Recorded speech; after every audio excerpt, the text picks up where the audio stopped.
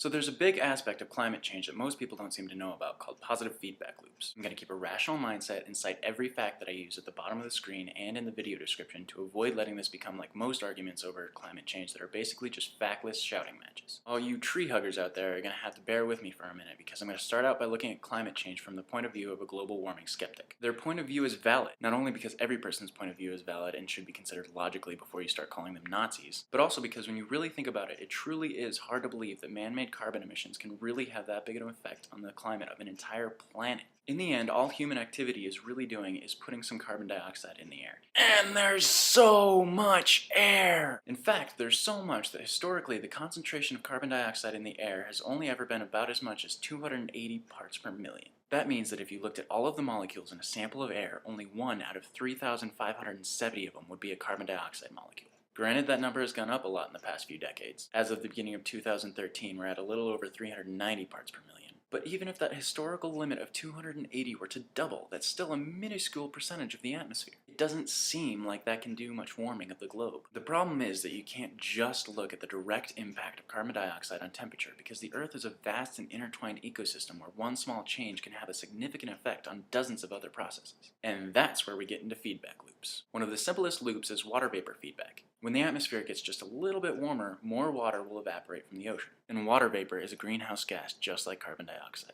So we put some carbon dioxide in the air. That heats things up a little bit, which puts more water vapor in the air, which heats things up a little more, which puts even more water vapor in the air, and so on and so on. That's a feedback loop. Do you get it? We create a small change in the environment, and that kicks off processes that feed off themselves, eventually creating a large change in the environment. And water vapor feedback isn't even close to being the most serious feedback loop. Another easy one to understand is dying trees. You might think that the biggest problem with trees dying is that they're no longer around to soak up the carbon dioxide that we put in the air, and that is a large concern. But a bigger problem is the dead trees themselves. When trees decompose, they release carbon dioxide and methane, another greenhouse gas that is 20 times more effective at warming the atmosphere than carbon dioxide. 20 times worse than carbon dioxide! This means that if a relatively small portion of a forest dies and starts releasing all the carbon it soaked up, it would actually be putting more carbon into the air than it takes out, which will result in more warming, which will result in more dying trees, which will result in more carbon, and so on and so on. Feedback loop. And this one's already in effect. A 30-year-long study conducted in the Amazon rainforest found that it usually absorbs almost 2 billion tons of carbon dioxide per year. But because of dying trees, the rainforest actually ended up releasing more carbon than it absorbed in 2005 due to a severe drought, which was thought to be a once-in-a-century event. But then the same thing happened in 2010 due to an even worse drought. A third obvious feedback loop is melting ice. First of all, melting ice results in more water, which contributes to the water vapor feedback loop. But ice is also reflective, so when solar radiation, sunlight, enters the Earth's atmosphere and ends up hitting ice, most of it gets reflected back out without heating anything up much. And considering that 10% of the Earth is covered in ice, that's a significant portion of the sunlight that hits the Earth that just gets bounced back out instead of heating it up. But as the ice starts disappearing, that sunlight will hit either water or land, which will absorb most of the heat instead of reflecting it, which will warm the planet, which will cause more ice to disappear, and so on and so on.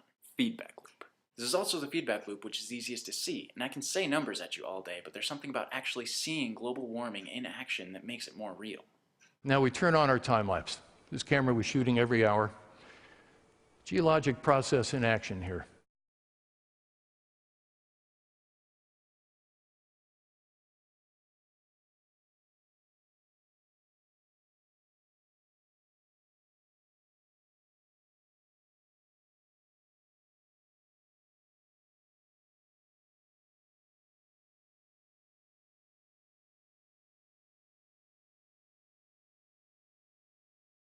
But as the glaciers are retreating, they're also deflating, like air is being let out of a balloon. There's a marker line called the trim line.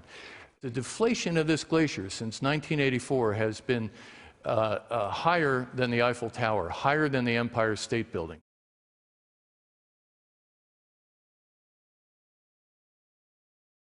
The calving face is 4.5 miles across, and in this shot, as we pull back, you're only seeing about 1.5 miles. So imagine how big this is and how much ice is charging out.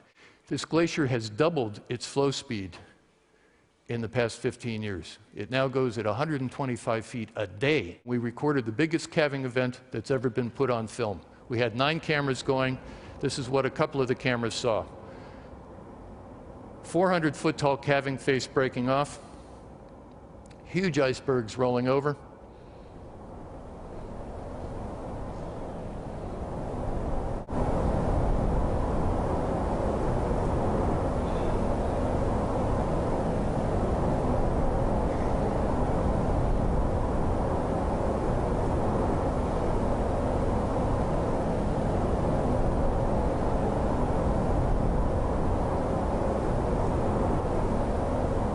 Mile of retreat in 75 minutes across a calving face in that particular event 3 miles wide.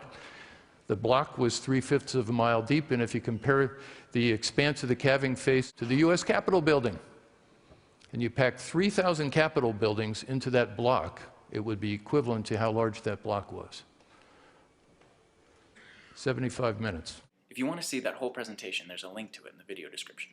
And there are many more feedback loops. Desertification, forest fires, acidification of the ocean, but I just want to describe one last one because melting ice might be the most visually dramatic feedback loop, but it is again by no means the most serious. The feedback loop that scientists are most worried about lies in permafrost. Permafrost is basically just a patch of ground that is frozen and never thaws out. Permafrost, permanently frozen. The Earth has enormous swaths of permafrost, particularly in Siberia, and there's so much carbon dioxide and methane trapped in the frozen ground there that it's impossible to really wrap your head around it. To try and put it in perspective, experts say, worst case scenario, permafrost will start thawing, and by 2040 it'll be releasing 30 to 63 billion tons of carbon dioxide every year, as opposed to the 10 billion tons per year due to fossil fuel emissions today. For those of you that missed that, in 27 years, which is like no time at all, these things could be putting 3 to 6 times as much carbon into the air every year as we are now. Are you serious? This will result in more warming, which will result in more permafrost thawing. Feedback loop. And in less than a century, the permafrost could be releasing 23 to 38 times as much carbon as we currently are. Every year. Back to the debate about global warming for a second. First of all, some people will inevitably still bash this video and climate science in general. This damn hippie Democrat is just trying to scare the First of all, I'm a Republican. A liberal Republican? Wait, what? See, they don't have to be mutually exclusive. Never mind. And secondly, if I saw a train barreling towards you but couldn't see that the tracks swerved right before they got to you, would you still hold it against me for yelling at you to get out of the way? Climate scientists warning of looming disaster aren't lying. Why would they? Even if they're wrong, I promise you, they truly believe the Earth is on the verge of crisis. So don't spew hatred at them. They're trying to save you. They're trying to save everyone. We need to have rational debates about this. If you disagree, calmly point out that you see where the tracks swerve and that the train won't hit you. Then perhaps the scientists might be able to show you that those tracks you see are merely a convincing picture that someone painted there and that you're standing directly on the real tracks. One completely valid argument that someone could make against me here is that my numbers are off, because I can tell you that despite my best effort to find only the most reliable information, some of it will turn out to be wrong, one way or the other.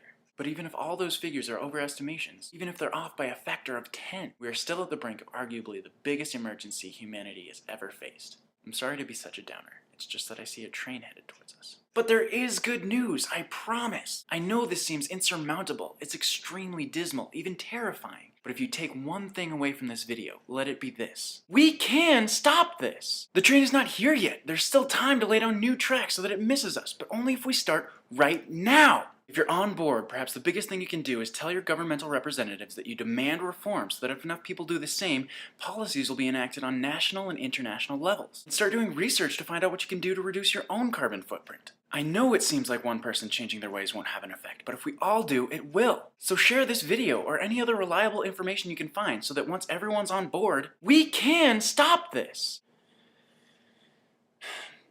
Nailed that.